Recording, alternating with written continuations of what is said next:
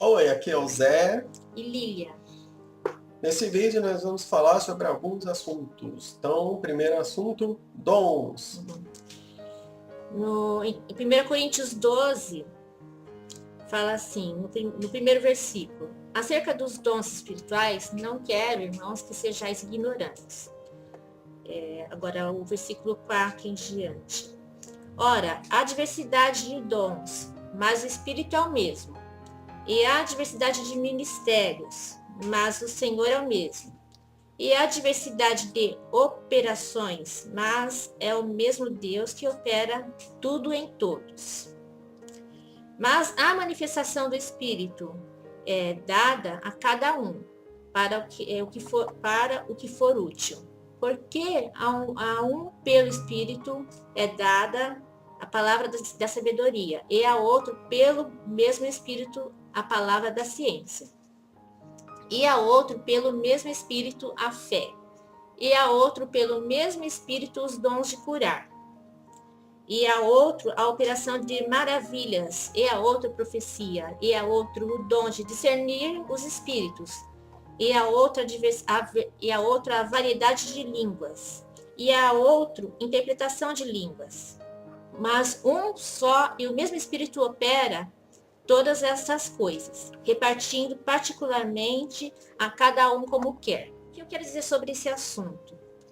Que as pessoas, elas sempre querem se mostrar como se tivesse um dom maior do que o outro, como se fosse melhor. Mas eu sou mais importante do que você. É muito feio isso, né? A pessoa pegar e se comportar desse jeito, né? Que o dom é usado para o bem, tanto da igreja quanto para si mesmo, não para ficar se exibindo.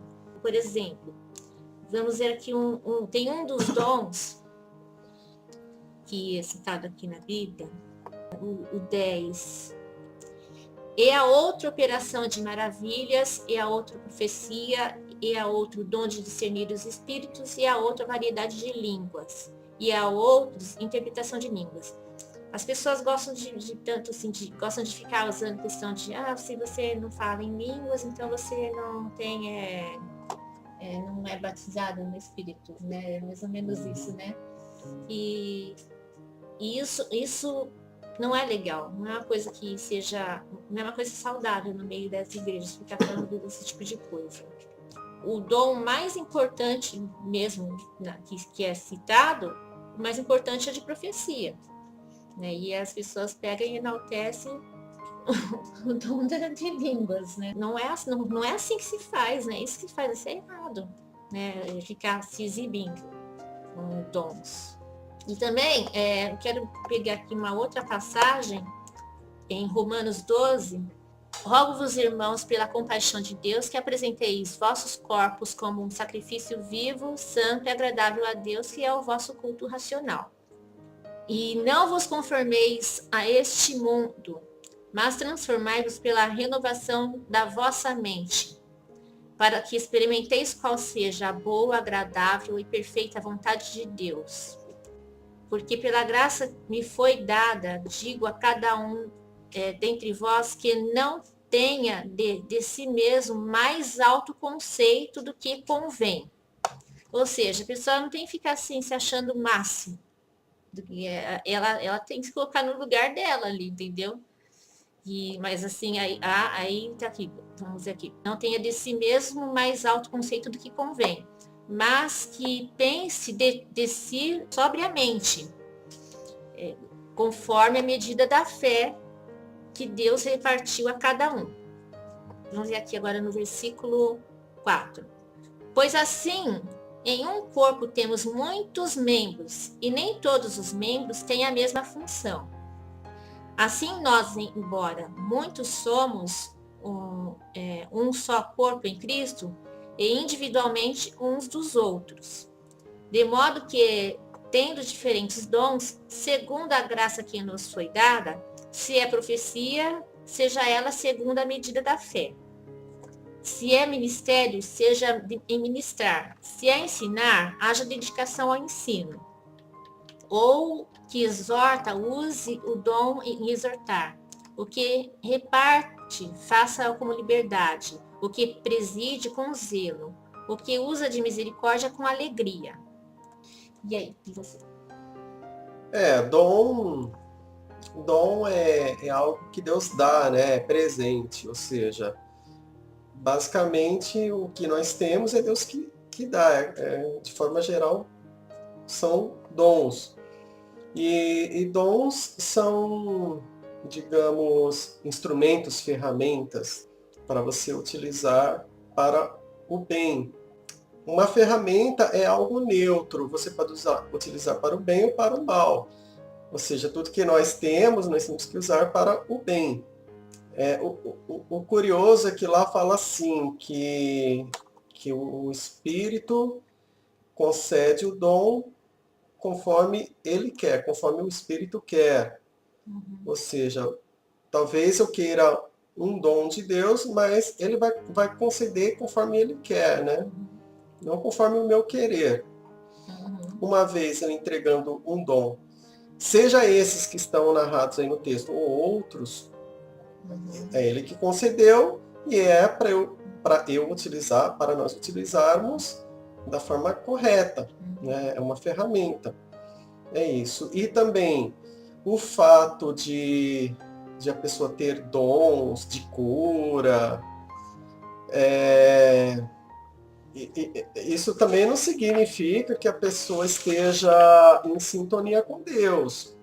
Não significa, porque em outra passagem Jesus vai falar assim, olha, eu não conheço vocês, né?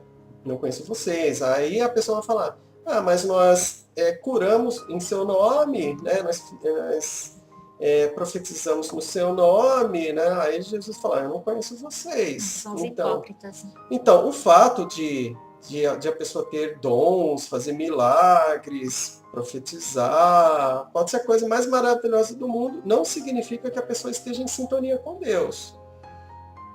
Isso é muito importante também. Então, é basicamente isso. Bem, o próximo tema, o livre-arbítrio.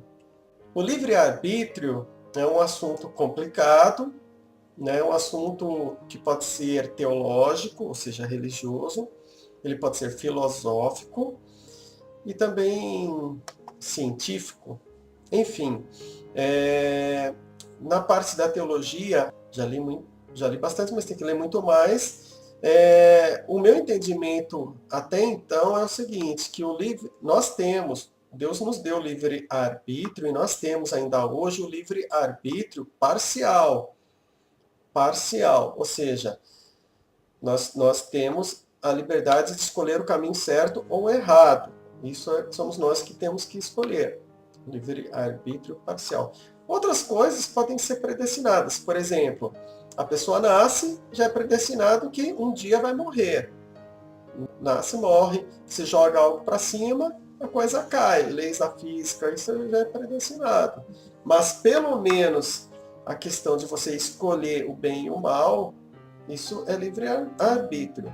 Agora, existem pessoas que têm problema mental, né? Mas aí não conta, porque aí a pessoa já não tem aquela saúde mental. Mas para uma pessoa que é mentalmente saudável, existe o livre-arbítrio para escolher o bem e o mal. É o que eu penso. Posso mudar de ideia algum dia, mas até então é isso que eu entendo. E tu?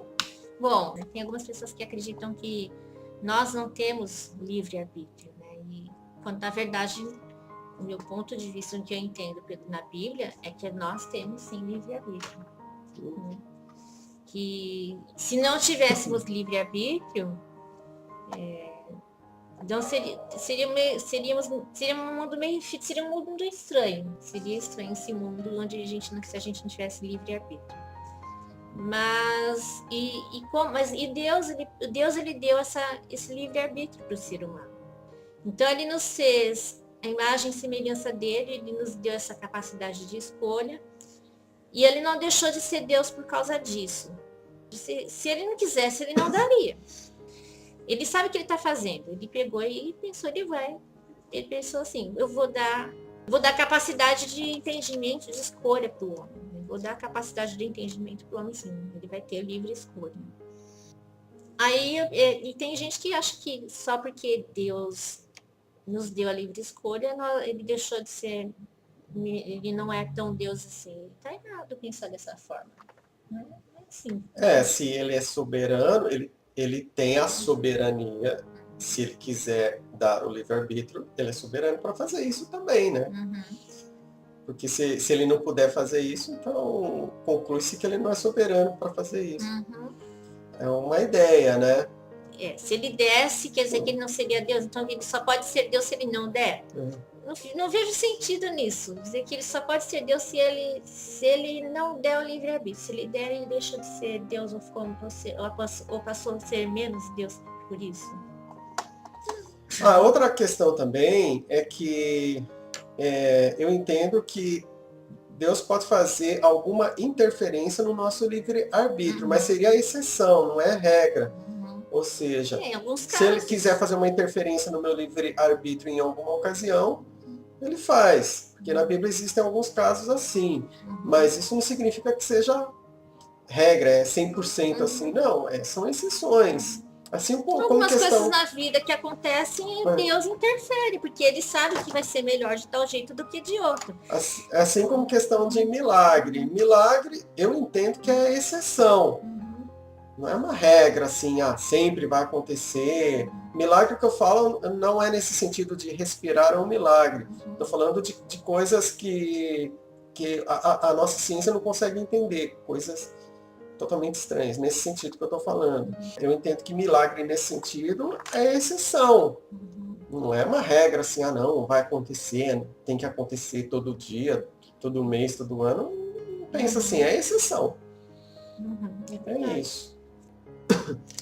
Então, é isso que a gente queria passar para vocês, falar um pouco sobre o que pensamos, as nossas opiniões sobre esses assuntos. E tudo que eu falei assim, eu falei de forma informal, né? Eu não estou colocando nenhum versículo para vocês verificarem.